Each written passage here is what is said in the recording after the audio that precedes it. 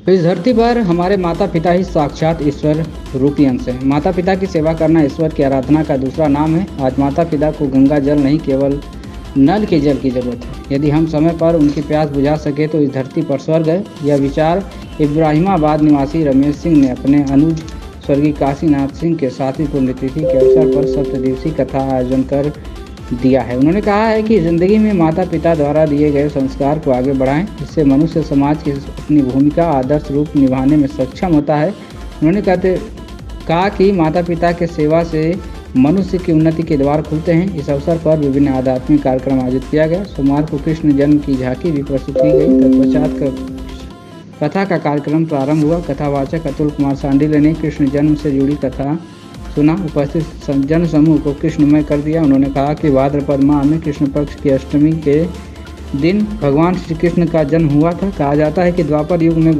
बढ़ रहे कंस के अत्याचारों को खत्म करने के लिए, धर्म की स्थापना के लिए उनका जन्म हुआ है।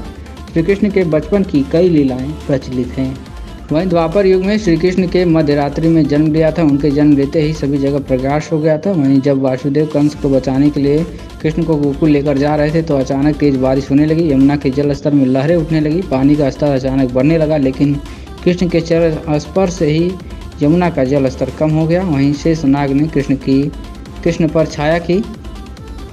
कृष्ण ने लोगों को कंस के अत्याचार से मुक्त कराया। इब्राहिमाबाद गांव का नाम है और मैं बलिया में विद्या भारती द्वारा संचालित जो विद्यालय चलते हैं, नागा जी के नाम से जाना जाता है, उस विद्यालय में मैं अध्यापक हूँ। किस तरह का कार्यक्रम का आयोजन आपके यहाँ रखा गया है? ये कब से कब तक चलेगा और इसकी वजह क्या है? यह कार्यक्रम 25 मई से 1 जून तक चलेगा और 31 जून मई तक कथा का कार्यक्रम चलेगा और 1 जून को यह भंडारा का कार्यक्रम, हवन पूजन ये सब होगा।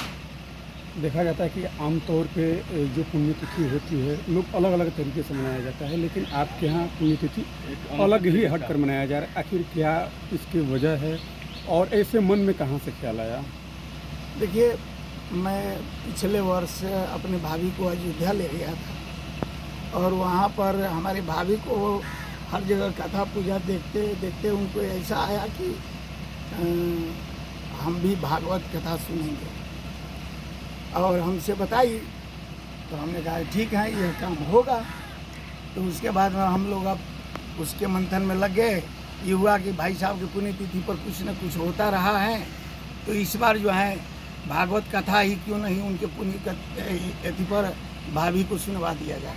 और भाभी की पूरा इच्छा थी कि हम कथा सुने भागवत, इसलिए भागवत कथा का आयोजन किया गया है। काफ़ी जो धर्म के प्रति जो कई बार सुनने को मिलता है कि बेटे माता पिता को छोड़कर वृद्धाश्रम में डाल देते हैं। इनफैक्ट धनबाद में हमारा एक वृद्धाश्रम भी चलता है जहाँ पे बहुत सारे वृद्धाओं का हम लोग सेवा करते हैं।